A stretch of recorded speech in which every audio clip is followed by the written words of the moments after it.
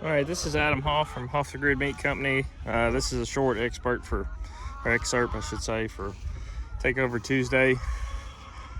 And it's something I've been thinking about a lot here recently, and you see more and more small farms coming up, and everybody's struggling, and something I want to talk about and try to help explain to consumers and other producers or people that hopefully have not even started yet, and are thinking about starting to run a farm and production.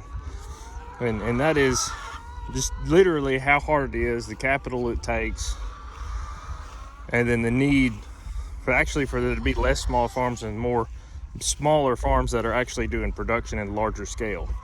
And what I'm getting at is what you see now is tons and tons of small farms, most of which are advertising at least, or maybe even being regenerative. Unfortunately, I see a lot that call themselves regenerative, but all they're doing is putting cows on grass. That doesn't make you regenerative, that just makes you a cow farmer, because the ruminants, they have to eat grass. That's a whole nother subject. But what ends up happening is you have all these small farms all sitting at farmers markets or wherever, and they're all having to charge really high prices to make any profitability whatsoever, because they can't leverage economics of scale because they're not big enough. And there's no real future in that, especially with the economy being the way it is. There might be a very small number of people that can make that work, but overwhelming majority aren't, and you're going to spend many years of your life and hundreds of thousands, if not $1 million, a lot faster than you think trying to do this. So I just kind of want to warn people that want to get started that maybe that's not what you need to do. Maybe what you need to do is homestead at home, raise enough chicken or lamb or beef or pork or whatever for you and your family, and have a garden in the backyard and just enjoy life at a smaller scale that's more beneficial to you than to getting into production and spending your life savings on it trying to make this work. And it's not going to ever happen, because as soon as you get any kind of traction, there's more and more small farms coming in, and you're all crab bucketing, which is like, if you're not familiar with that terminology, it's put a bunch of crabs in a bucket and they're trying to climb out, and as soon as one starts to get to the top, the others pull it back down. That's kind of how it works, unfortunately. So if you want to ever get to where you can leverage economy of scale, that takes actual farms working together in a manner to where they can divide up what needs to be done, bring all of your customers into one place under one name, and grow to where then you can start offering prices at a lower price. It becomes a lot easier for each individual farm. Life's just better, but it just seems almost impossible to do that. I think a lot of it is egos. People won't just worried about competing with each other. They just want to be their own thing.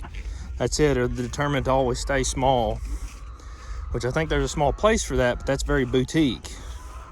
You've got to get to a scale where you can offer more affordable prices and give a better future for regenerative agriculture so that you can reach more people.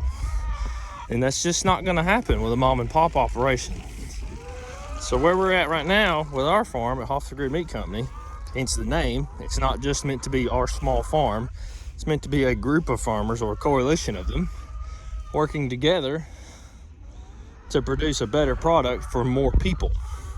It's not the idea of just this pipe dream of a whole bunch of small farms. It's going to be the future. It's going to save the agriculture and be part of the solution. If that doesn't work, it's never worked. Even hundreds and hundreds of years ago, that's not truly how it ever worked. Not really, not when you look into it, especially in a capitalistic economy like we live in. That's not how it works. So what me and my wife would like to do with our farm is be able to work with other farms, such as beef producers, and have somebody take pork production or whatever, because we really specialize in chickens. We've scaled at it. We have processing facilities. We have everything we need to actually be able to push numbers to where we can get there. But now we're struggling with finding enough customers, because I can produce the meat. And once we can get big enough, the more you buy, the cheaper your feed is, and then you can spend less labor hours per chicken, and your price goes down instantly, very quick. But it takes it takes a little while to be able to grow to that scale. Like this year, we've been able to hire people. We're on our second employee already now, because one is moving off to California, who was great while he was here. They help us run processing so we can do larger and fewer batches. It makes life easier for us. So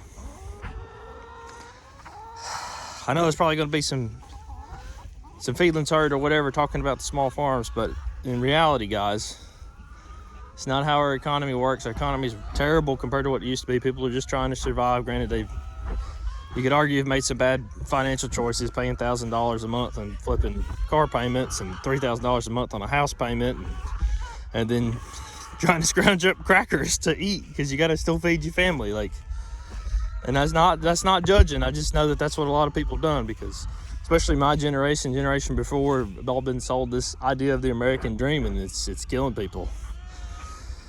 So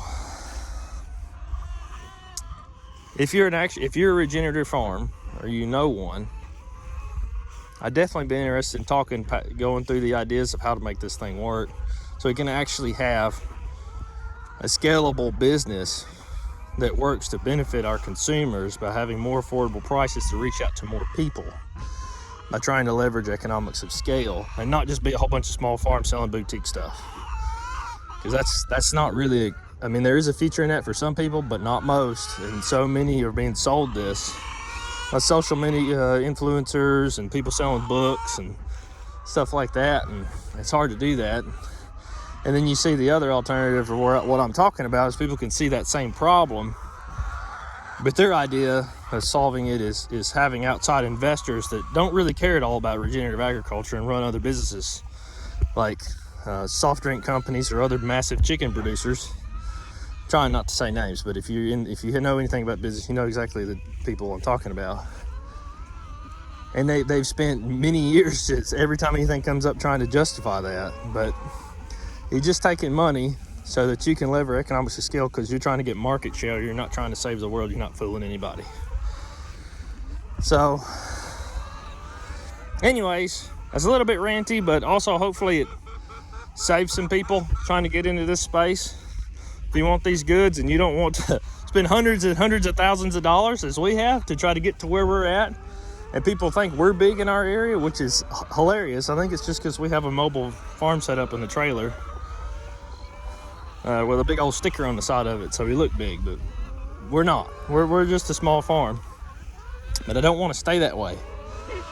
I want to get bigger to provide a more affordable option for our customers and a more sustainable future for regenerative agriculture. Thanks for listening to me. Bye-bye.